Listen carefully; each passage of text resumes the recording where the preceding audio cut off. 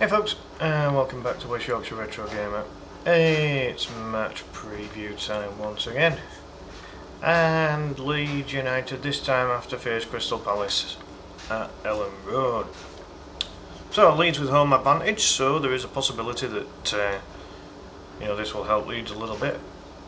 But they are coming up against one of the best teams in the division this season. Crystal Palace are absolutely no mugs whatsoever.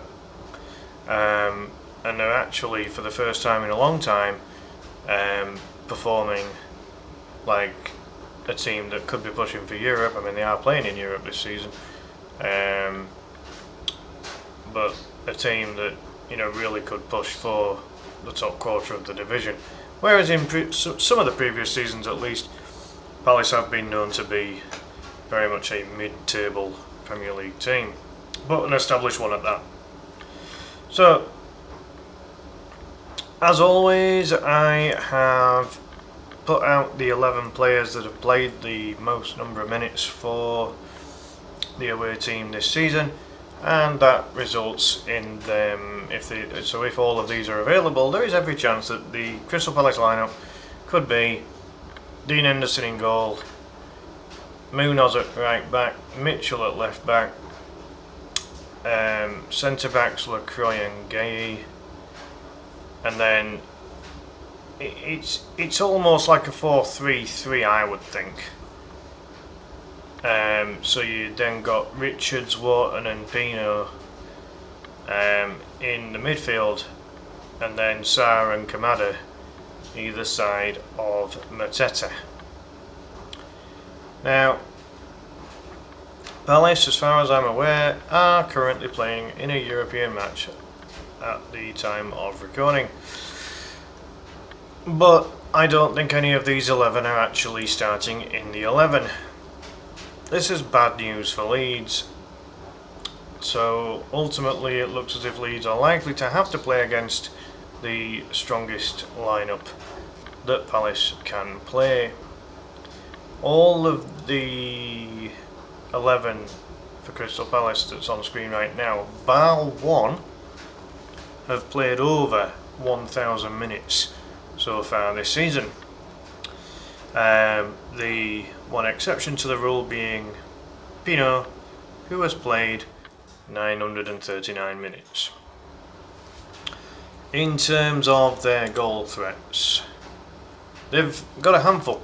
Mateta being the obvious one with 7 goals this season, and then he is suitably backed up with Munoz and Sarr both on 3, and Nketiah and Gay on 2, and Mitchell and Pino on 1. Now Nketiah, who Leeds are very familiar with, has only played 310 minutes this season with 1 start and 9 sub-appearances.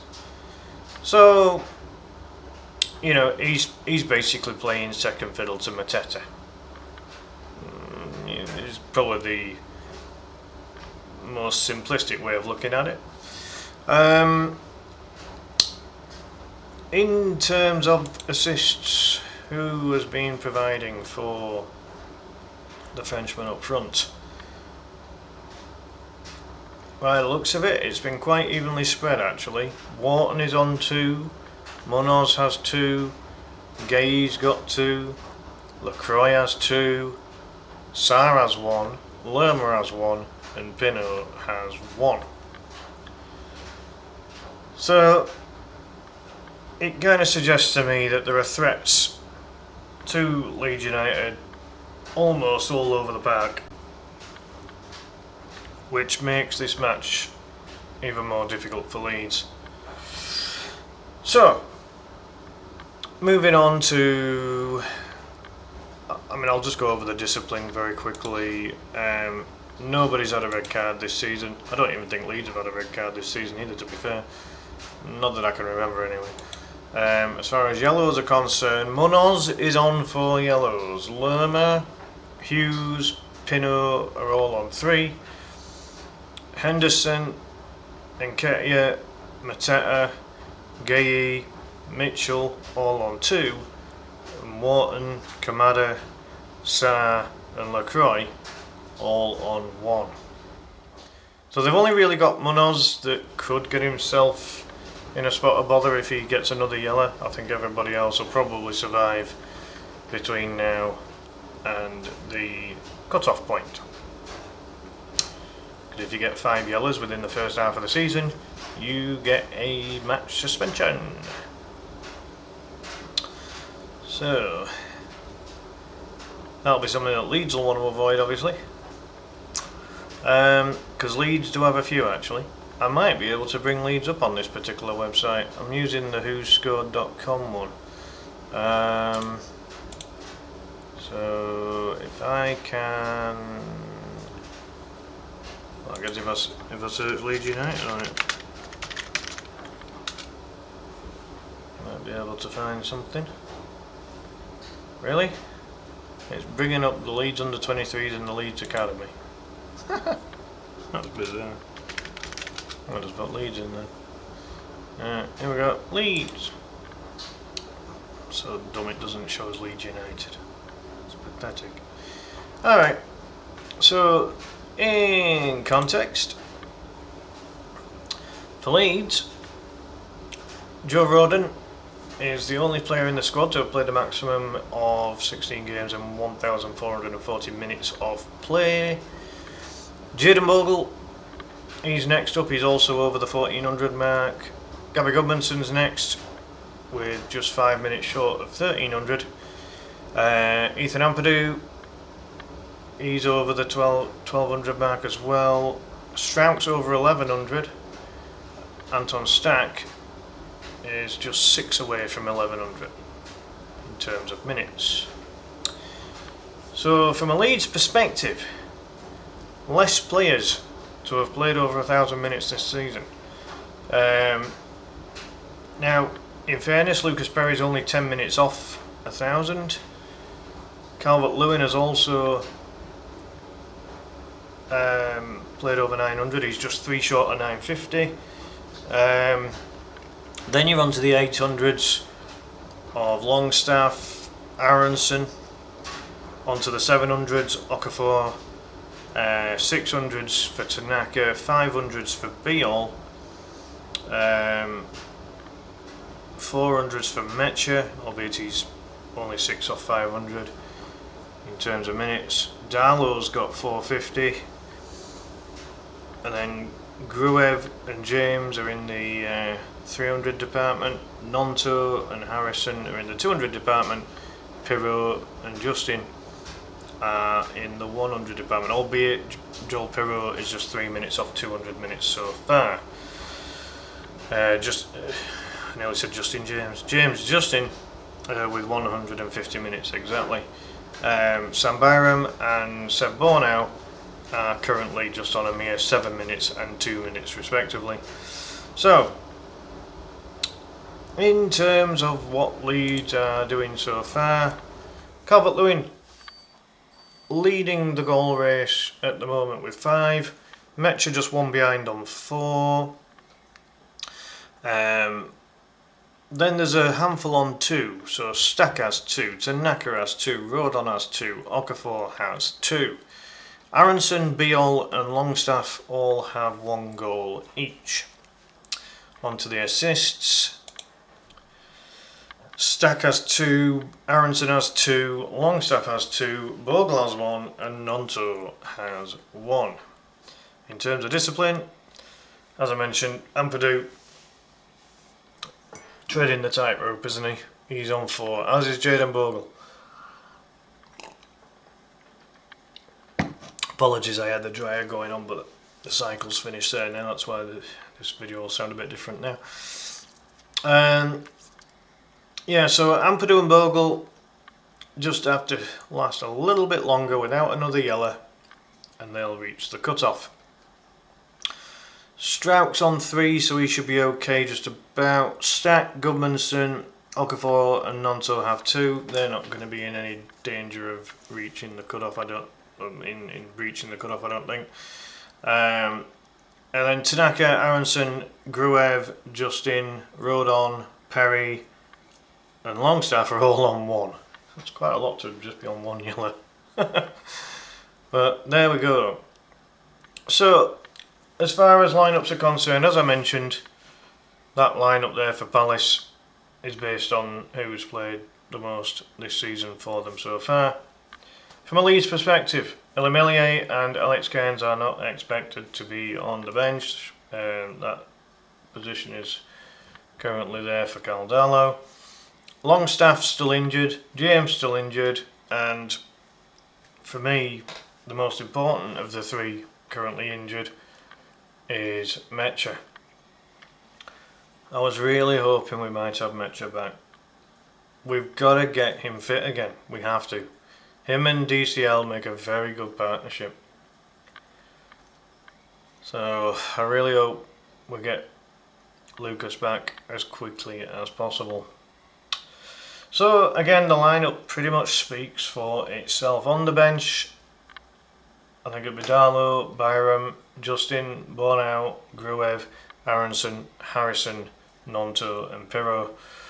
And then in the Leeds 11, I think that for this match, even though it's at Elland Road, I think Farke has to stick with the 3-5-2. Obviously 5-3-2 out of possession and 3-5-2 in possession. I think it's vital at the moment. But again, very much like how he showed at Liverpool, if Farke can have that flexibility that if it ain't working, that around half time, change things up a bit, try a different formation, bring on some different personnel if required.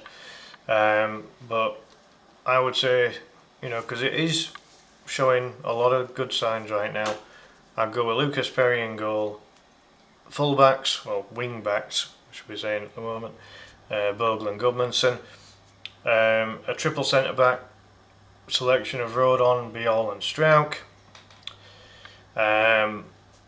Ampadu and Stack in the midfield with Tanaka just a smidge forward of that, and then up front Okafor as the second striker, because he's not really, unlike Metcher and DCL that can both play as the primary striker, Okafor really, because he has got that winger instinct, more of a second striker with DCL up front.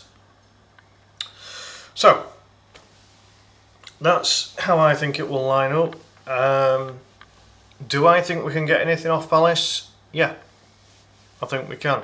We're at home, we look pretty decent at home. As I say, we are missing those options. Having those options that are currently missing out at the moment would be very, very useful for Daniel Farke to have available. At the end of the day, Longstaff started the season quite well before he got injured. We know what Dan James brings to the table with that raw pace. And Metcher, until he got injured, was scoring goals. So for me, we need these players back. Chances are Meslier might leave in the January window. He's been on the bench once, I think, without coming on. And that was because Darlow picked up a knock.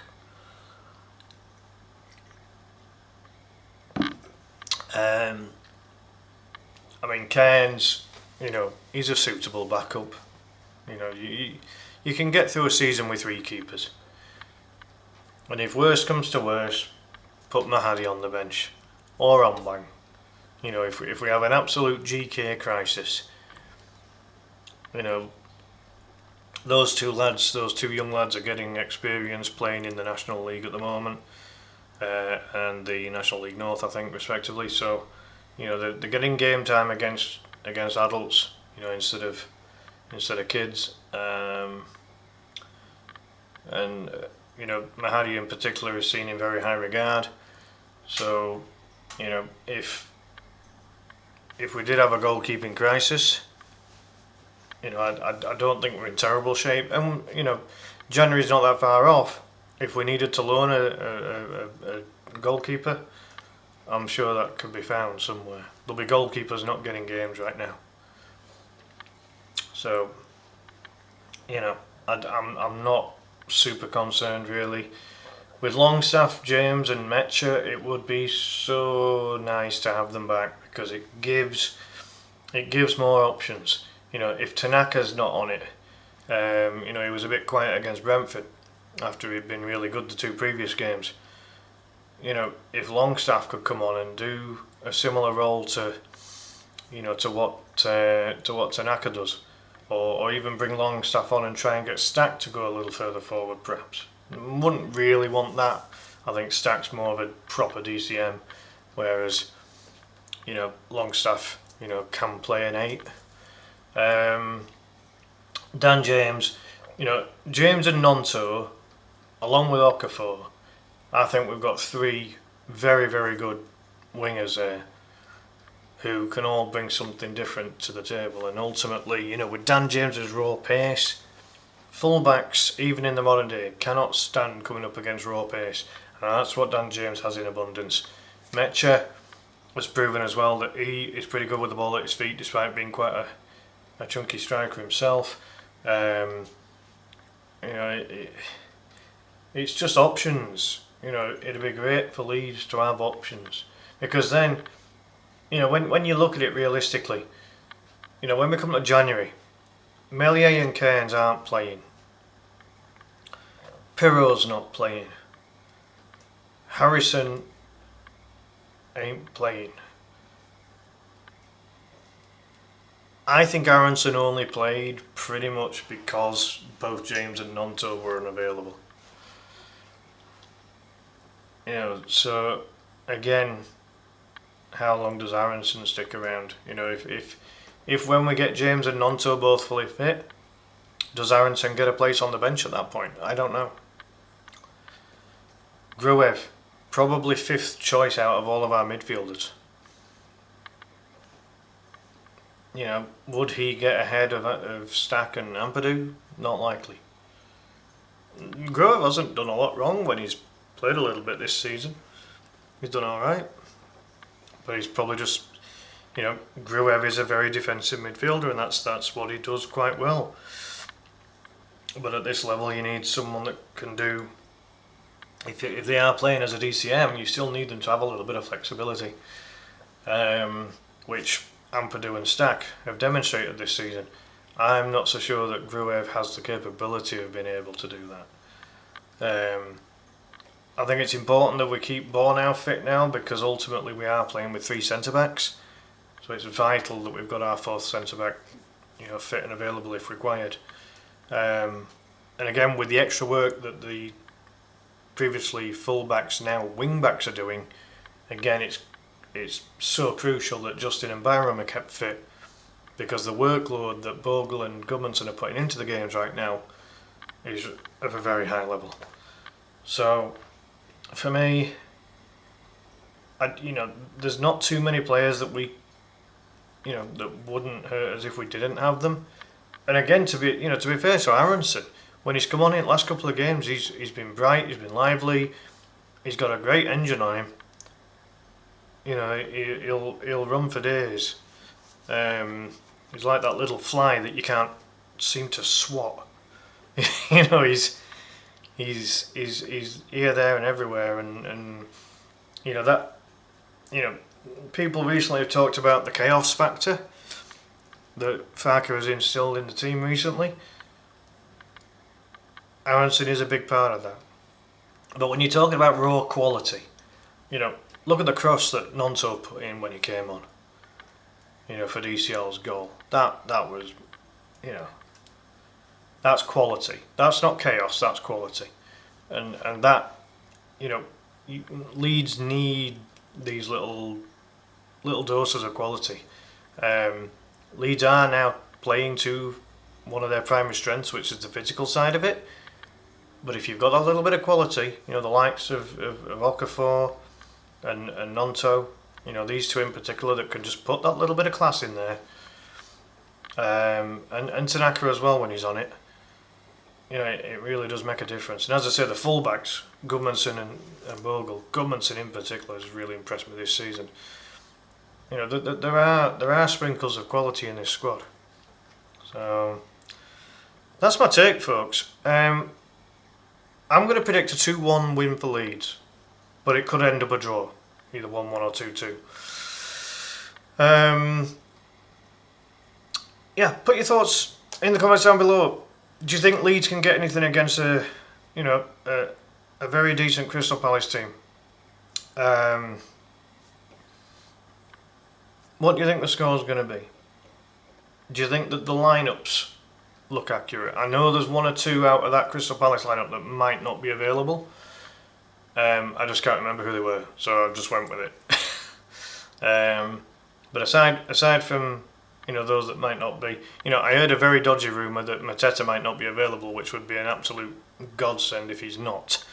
But that remains to be seen. So, yep. Do please hit the hype button. Do please like the video, and also please subscribe to the channel if you haven't already. In the meantime, enjoy the rest of your day. See you next time. Bye for now.